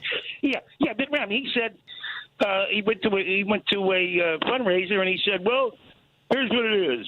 We're the makers. Republicans are the makers, and the Democrats are the takers." And the guy behind the bar, the bartender, had a recorder, and he recorded it. But he said what really got him was Romney left without tipping him. Didn't even tip him. So he gave it to Jimmy Carter's grandson, and he used it against him on Mother Jones got a hold of it, and that didn't help him. Let's put it that way.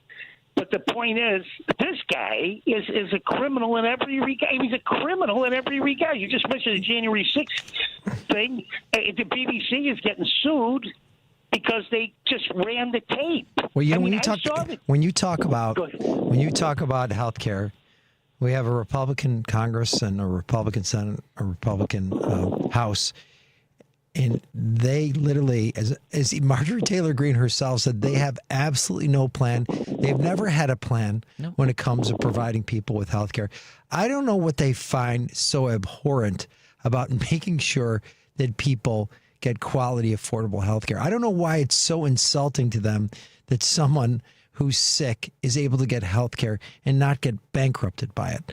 So I don't know what it is. And they've literally been able to get away with this extraordinary amount of negligence, and this is just absolutely malicious. And so many people are struggling. They have no plan. They've never had a plan. They're on the side of people who've make an extraordinary money off of sick people, and they just have nothing that they've put forward of substance.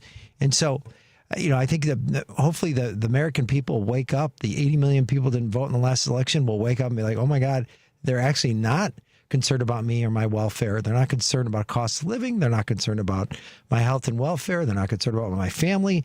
They're not concerned about my future. And hopefully people will wake up.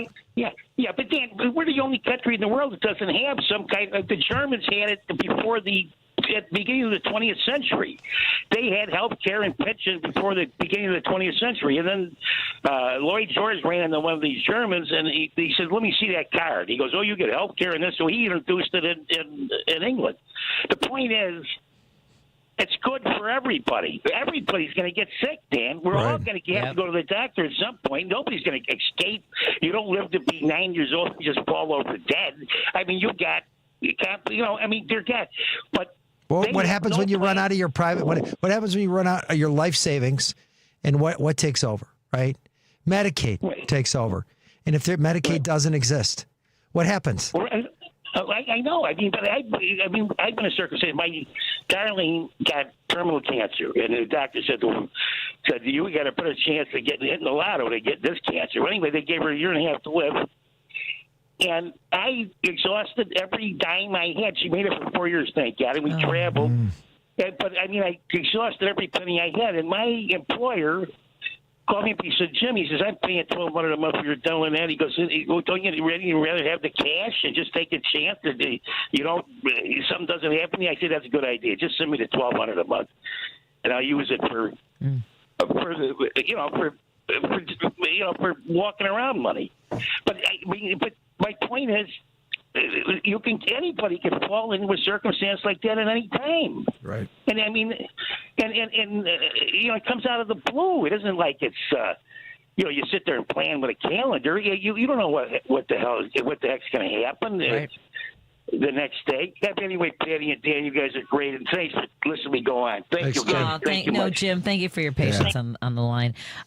We are in studio with Senator Dan Kotowski, who's now the CEO and Executive Director of Kids Above All. Go to kidsaboveall.org and support their mission to help children live happy, healthy, safe lives and supporting families who are caring for kids.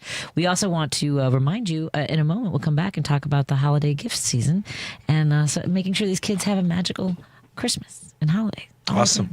Let's come back after this on WCPT 820 Heartland Signal, KKNW 1150 and KTNF AM 950. The number is 773-763-9278 if you want to call or text. And I do need to get to some of these texts.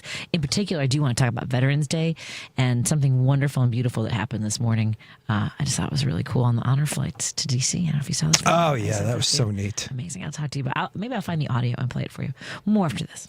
If you're purchasing a new home and working with Rocket Mortgage, listen very closely. Carly, 54, first-time home buyer, income 65 G's a year. Contact your Rocket Mortgage for a mortgage. Rocket locked her into a 25-year fixed FHA loan at 6.125%, which sounds great until I reviewed Rocket's loan documents. Carly didn't know Rocket placed her into a 25-year fixed loan, not a 30-year fixed loan like she wanted. Carly also didn't know Rocket Mortgage charged her over $5,000 to lower her rate. I explained why I thought it wasn't in her financial best interest to buy down the rate, and that's why Team Hochberg, not Rocket Mortgage, will be helping Carly with her mortgage. Let's review. Rocket Mortgage placed Carly into a loan she didn't want and didn't understand why Rocket charged her to secure a lower rate. If you want to work with a lender you can trust, give us a call now at 855-563-2843 or visit 56david.com, 855-563-2843 or visit our website 56david.com. Lower.com, equal housing lender, MLS 112-4061.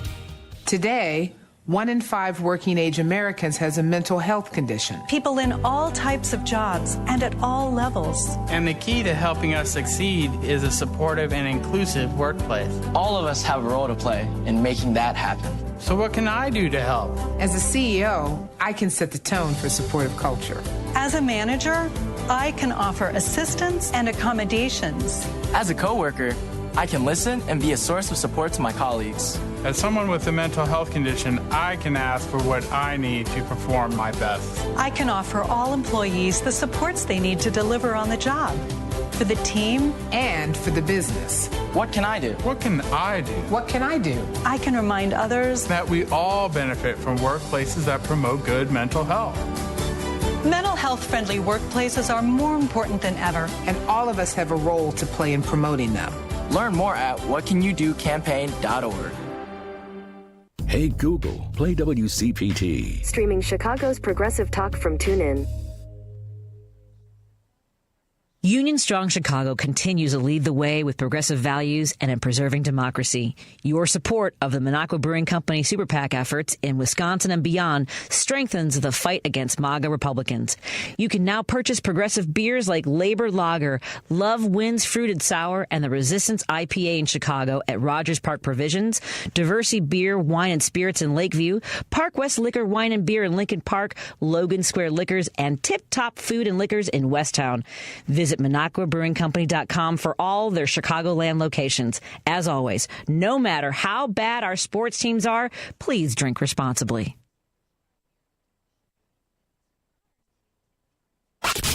You're listening to Driving It Home with Patti Vasquez.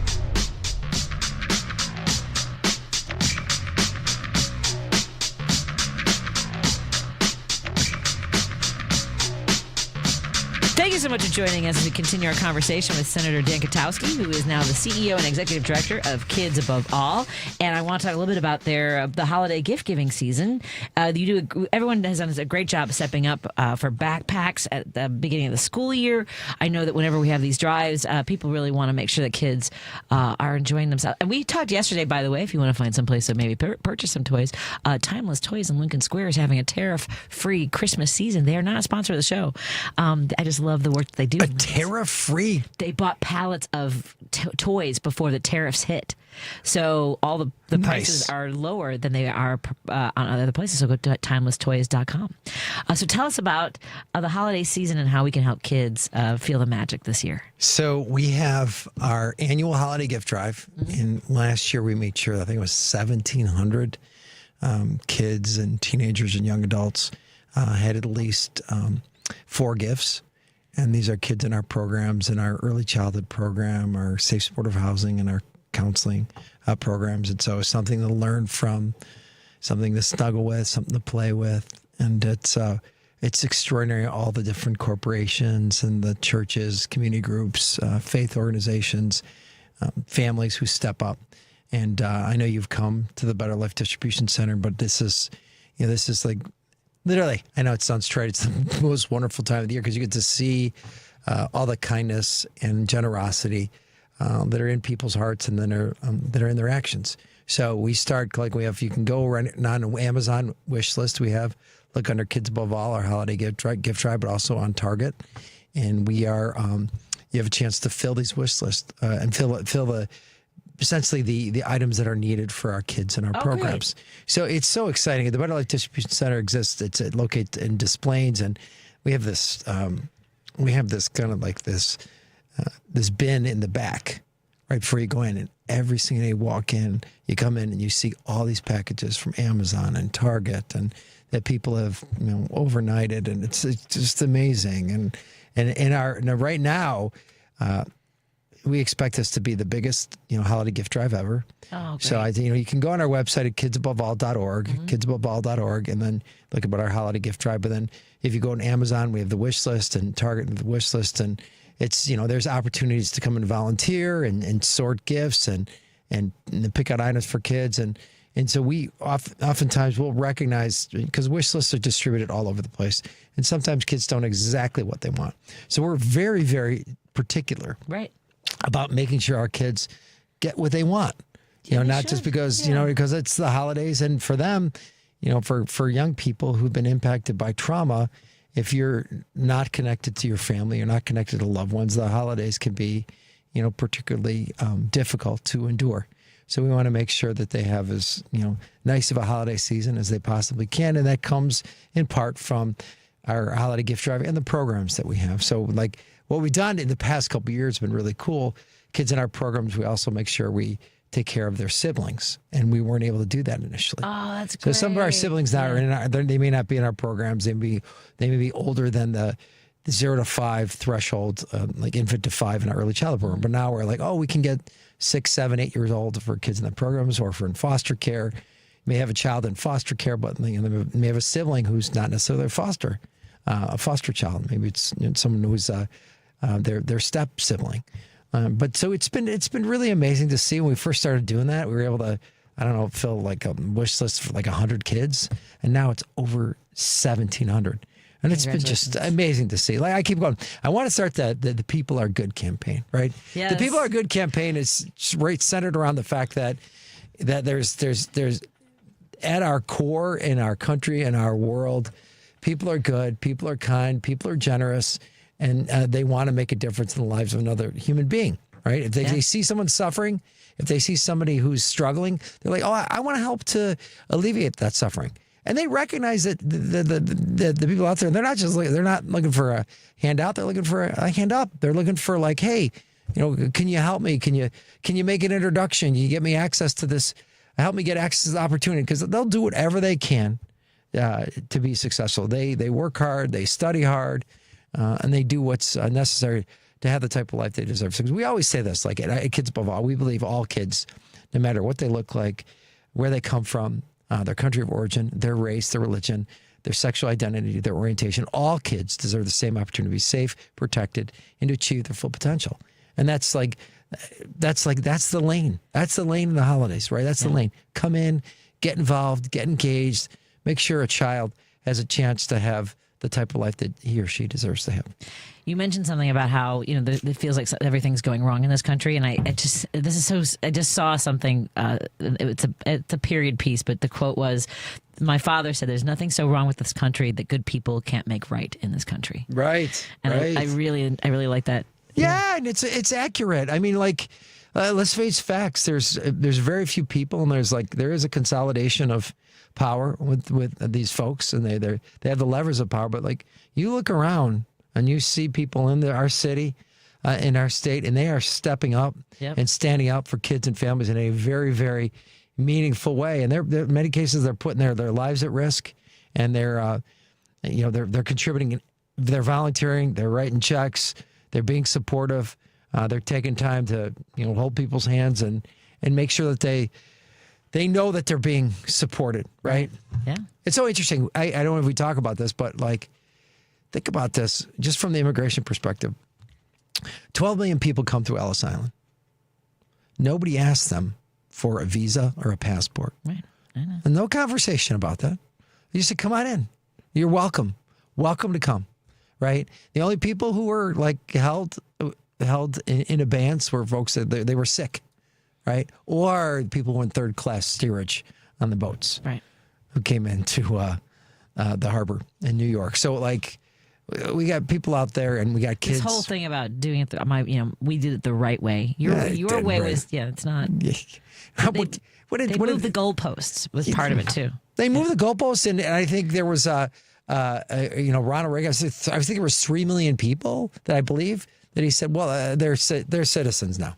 I think that's what I think the number was 3 million. I correct me if I'm wrong, but it was just people who were here in the U.S. and they were yeah. He's like, well, there was amazing. The people that I think we had some fundamental policy disagreements with are coming across as these incredibly compassionate people, right? That's crazy, isn't it? It is, because I respectfully. I mean, you talk about Reagan. Yes, I know, but so much of what he did. Well, I know, really but destroyed the middle class, and I have a lot of issues. I know, with but that's exactly what I'm saying. I'm with you, but then they show a clip of them talking about immigration. They show George Bush talking about immigration. They talk about immigration. No, we have to make sure that people have a pathway to citizenship. So how much do you think that was seeing the value of having low income workers, and then it shifted to Bush Jr. being able to manipulate the racism and hatred to his benefit in order to get reelected, and sort of this wave of, the border's not secure in the middle of this terrorist attack, the sort of energy, you know what I'm saying? Yeah. I think that, I mean, I'm not saying that, I don't know if it was coming from a compassionate place from Reagan and George Bush Sr. Here's what I'm saying. It at least sounded compassionate. I agree. I don't know how fully compassionate it was. Right. God forbid we have a litmus test on whether something's truly authentic coming from a politician. This is from somebody who was in public office for 9 years. But hey, look, and Democrats, I will take someone who sounds compassionate. Yes. Over someone who's trying to incite this kind of actions that are occurring in our country and is authorized these type of actions. Fair. Okay. I like this. I like that little dance we did there. It's a good dance. It was a good dance. Yeah. Let's take a break here and dance with our audience. We have listeners on hold. Let me get back to them. We'll get back to your calls when we come back on WCPT 820 Heartland Signal. Again, the organization that we were talking about to help kids feel the magic and their toy drive is kidsaboveall.org. That's kidsaboveall.org. And you can see opportunities to not just donate, but also perhaps volunteer, learn more about the work that they do, and support the kids. And find out more about their mission and values. More after this on WCPT 820, KKNW 1150, and KTNF AM 950. You're listening to WCPT 820. Here's the latest Chicago weather update. I'm meteorologist Ray Miller from the Weatherology Weather Center. Clear skies tonight, low temperature at 37 degrees, and winds out of the southwest at 10 to 20 miles an hour. On Wednesday, lots of sunshine with a high temperature of 49 degrees, and west winds at 15 to 30 miles an hour.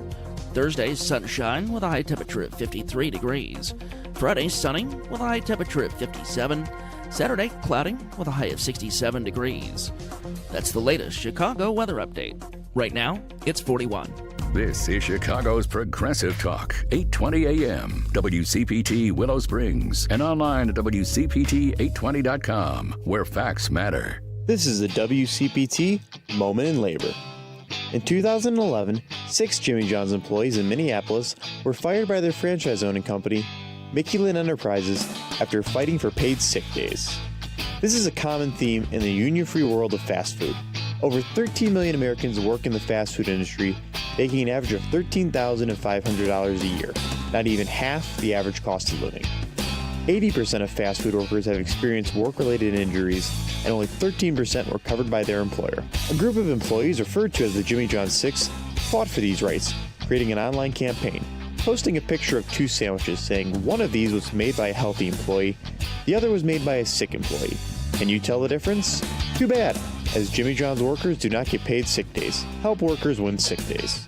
More than 32 million Americans work a job that does not offer paid sick days. This has been a WCPT Moment in Labor. We're working for your rights. Tell me how you're doing, really. Tell me that you missed the bus this morning, your rent's past due, and your stress level has skyrocketed. I'm here for you. To listen, not judge. To connect you to local mental health resources. No matter what you're going through, specialists like me from NAMI Chicago Helpline are here for you. Call or text Helpline to 833-626-4244. That's 833-626-4244. WCPT 820, Chicago's progressive talk, where facts matter. If you're listening to this station right now, you've definitely heard my voice before. Hi, I'm Hawk. And I'm Pete. And we're with Source Solar, your local source for solar. Source Solar is Chicagoland's premier solar installer, providing solutions for over 1,000 homeowners and business owners across Illinois and Iowa. With over a decade of industry experience and deep roots here in Chicago, we have the expertise to help your transition to clean, renewable, resilient energy. We can guarantee that we save you money day one without any out-of-pocket cost to you. This means you have an instant ROI, instant payback, and can save money to add to your bottom line day one. At Source Solar, we source everything as local as possible, meaning we always carry the Made in USA sticker. Find us online at www.source.solar. Stop in our office at 5710 North Northwest Highway or give us a call at 773-985-3992. And don't forget to ask for Hawk or Pete. Patti Vasquez is taking your calls now. All right, let's hit it. At 773-763-9278. I got a lot to say. It's Driving It Home with Patti Vasquez. Thank you so much for joining us as we continue to drive it home. Joining me in the studio is State Senator Dan Kotowski, now the CEO of Kids Above All. Go to kidsaboveall.org and support their mission to support children who just to live happy, healthy, safer lives and reach their potential, like we all want to do. And we want to take our phone calls because I know some folks have been on hold for a bit. Al is calling from Franklin Park. Hey, Al, how are you doing, my friend? Are you staying hydrated? I am. I've been hydrating while we've been waiting for you. Oh, well, thank you for your patience. I appreciate it. That's okay. I wanted to weigh in a little bit on the shutdown and the fact that they're saying we gave in on it, but I'm hoping that we still manage to keep the narrative right now, and we get good out of this. Boy, I was doing better when I was talking to Lady B. You're doing great, Al. Explaining myself.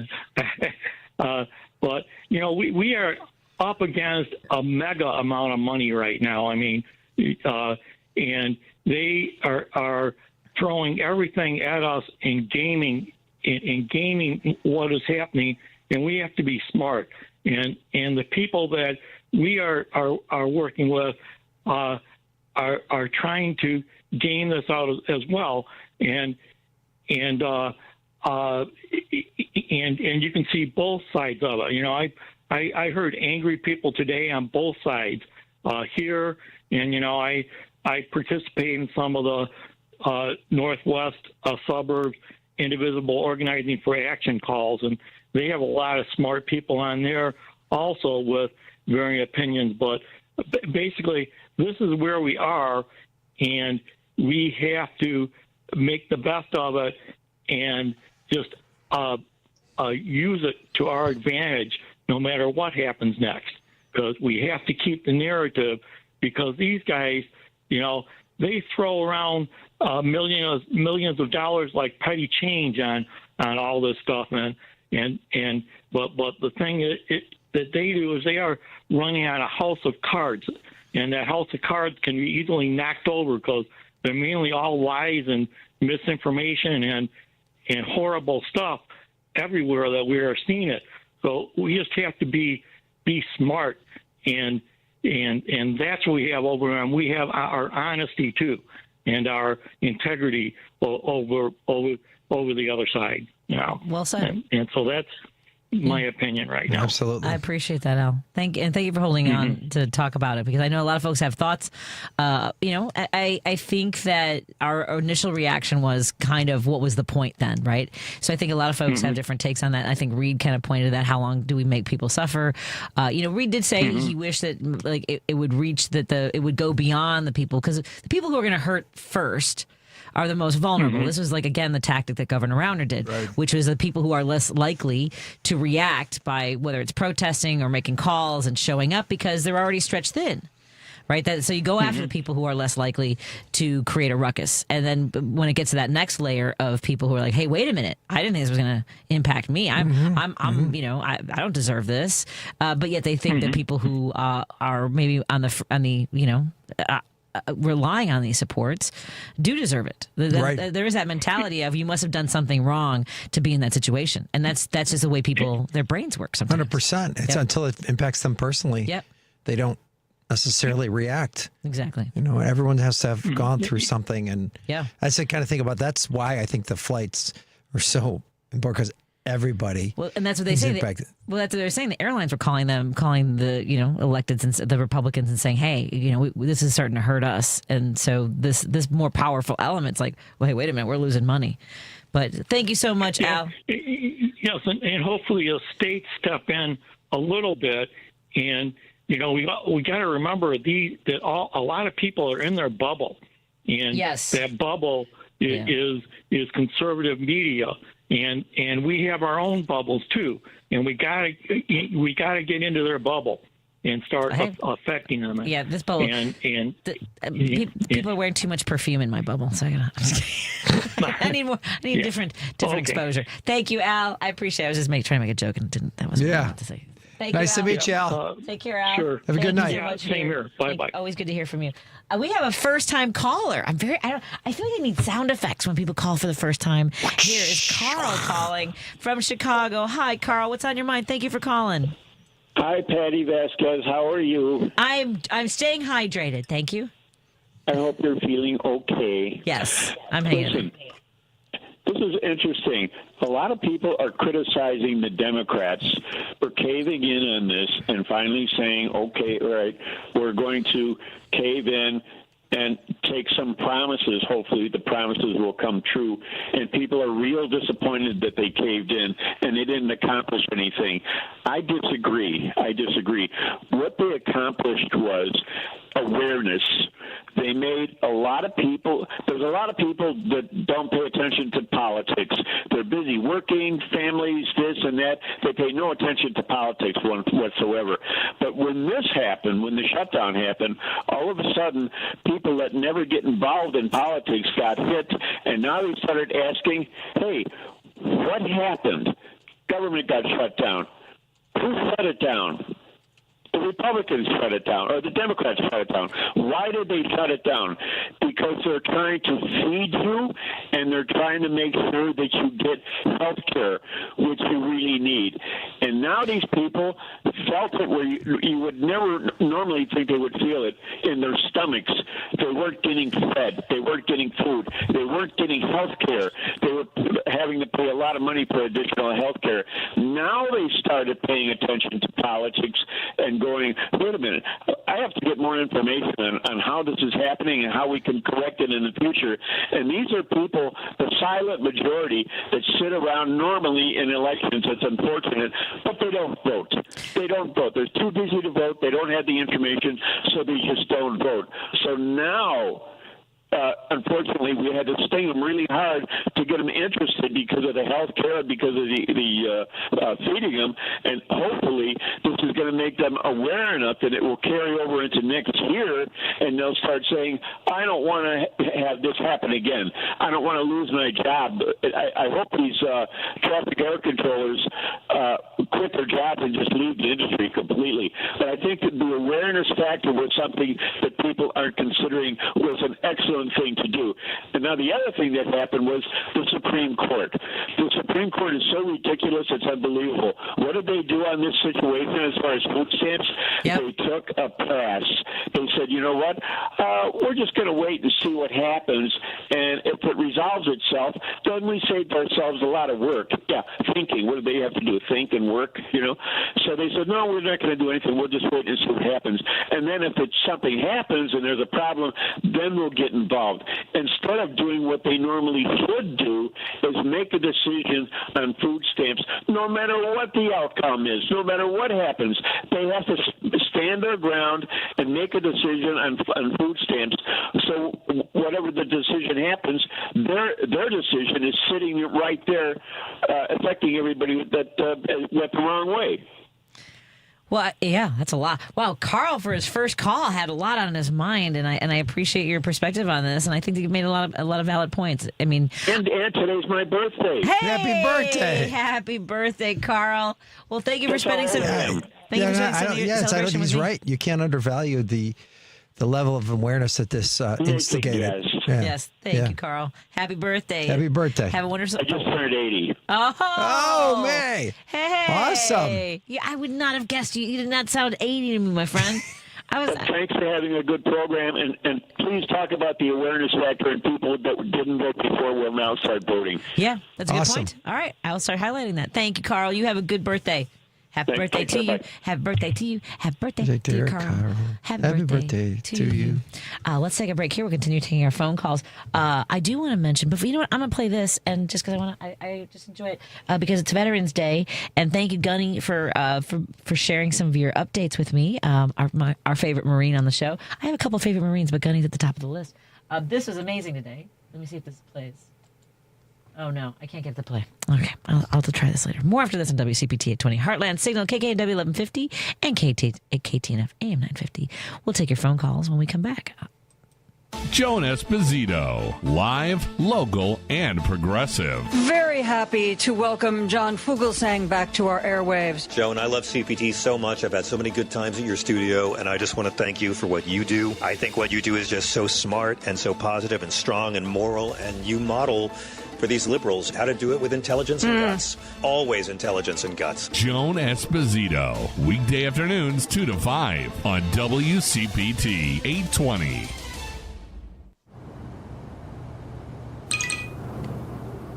That's the sound of the ComEd Energy Efficiency Program, saving you money and energy.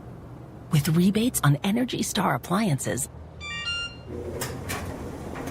so you can come back to a home full of savings.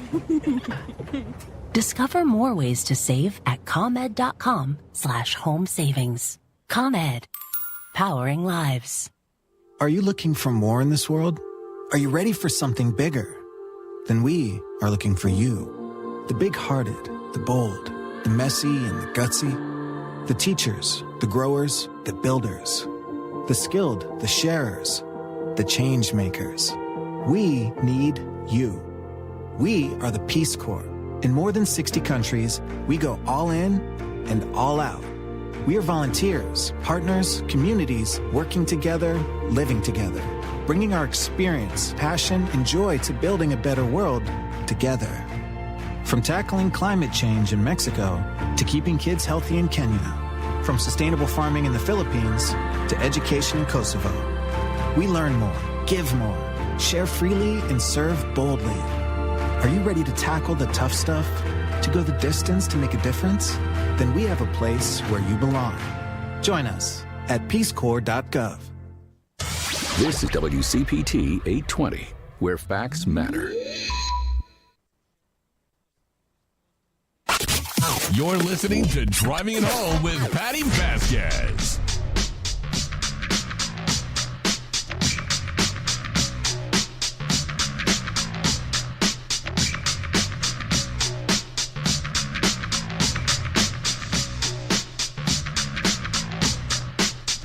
Thank you so much for joining us. Senator Nick Kotowski joins me in the studio. We've known each other for 15 years now. Isn't that Has it been that long? It's been, yeah. The Epilepsy Foundation event was, I believe, in 2010, maybe 2011. Yes. Because you started coming out my show on WGN, I think started in 2012. We started collaborating on issues that are important to both of us that are being impacted by decisions that are being made federally now. So folks are calling in. Let me take, Lee has been on hold now. Your calls will be taken in the order they were received. So Lee has been on hold for a bit. Lee is calling from Skokie. Thank you for joining us, Lee. What's on your mind, my friend? Oh, sure. Patty, I've been trying to get this gun violence thing solved, and I've got a complete solution. I've basically been approaching a number of the gun violence groups, and I haven't done very well with it. I actually approached Tierra Limon, who's the gun violence project manager for the Lake County State's Attorney, Eric, I can't remember his last name. Reinhardt. But we actually sat down for an hour, and I showed her all the documents. She still hasn't done it. My thought next was you're having a One Aim Illinois fundraiser on Thursday. So I have basically laid out a plan with a bunch of supporting documents. I'd like to come and give maybe a 10, 15-minute presentation, give you all the documents.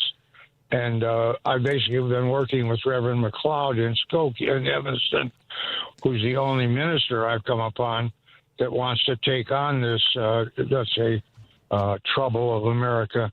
All the other ones want to hold signs up at the street corners and say, please beep, and then I'll go home. So I'd like him to come. I've already put the documents on his desk. Oh, Lee, I really appreciate your passion on this, and it sounds like you've done a lot of work. I encourage you, we have a website, and you can reach out to oneaimil.org. I've already tried that. I'm under surveillance, and they block everything digital. They block all my phone calls, at least most of them. Oh, boy. So I have to do everything in person, to be honest. Gotcha. Yeah, I'm sorry to hear that. I'll see if we can get some... hopefully, well, thank you for reaching out. Get connected to the right people and get your idea out there. But thank you for your advocacy. Thank you so much, Lee. I've got to keep taking some phone calls here. Paul in Seattle, what's on your mind, my friend? Yeah, I wanted to pick up where previous Carl left off just for a second because I don't totally disagree with him, or I don't really disagree with him that the shutdown being over is not the worst thing in the world. But listen to this.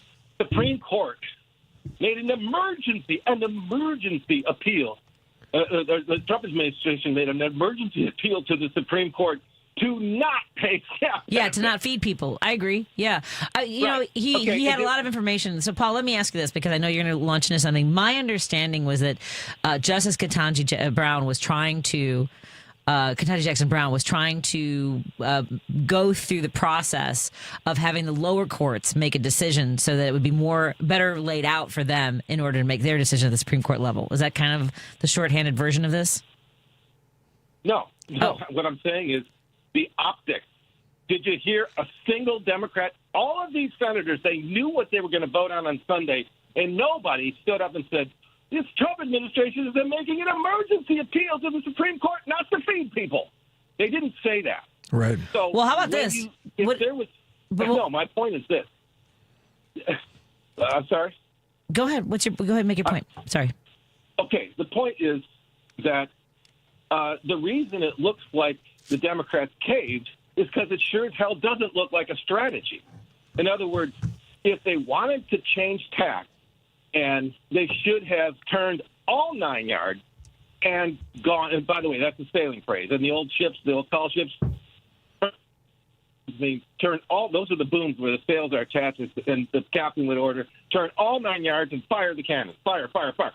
So if the Senate was going to do this, they should have turned all 9 yards and said, "Okay, it's time," because politically there was nothing more to win. We already got 8 million people out on the streets on No King's Day, and we kicked their butts in an election. But rather than to acknowledge that and say, we can open the government now, because if we don't, it's static. There's nothing more to fight if the government is closed. We can't. Okay, but what they did was, by having this kind of sacrificial lambs will do this for us, they took the wind out of all of our sails. We just did this, and that's what I first felt like. What the hell? We got on the street, 8 million of us, and then we won an election, and they do this? Just kind of scab a few peel off for that? If they would have had all of the Democrats in the Senate vote for it and say, now we're putting them on the spot, now they're going to have to deal with us. If with messaging like this in the Democratic Party, do you really trust that when the Republicans break their promises, and they will, that's what's going to come across to the public, that our Democratic messengers will no, because the Republicans are going to say, no, the Democrats broke their promise. And it'll be all full of, and they just can't keep up with the messaging. And for Schumer, he just cannot keep the messaging alive. For him to vote no and then say, the others, Durbin and Shaheen and Hassan and other junior senators who aren't up for elections, they can go ahead and do it because they're protected. Because let me tell you something, nobody remembers who didn't vote for it. They just remember that the whole Democratic Party effed it up. That's what everybody remembers. Exactly. So, thank you. Isn't it funny? Yeah. Isn't it funny how the Democratic Party wears the jacket for what eight that's what I've been wanting to get Democratic senators did. Yes. The entire party wears the jacket. And what's a unique and challenging, I think, about being a Democrat in this country is Democrats don't vote as a monolith.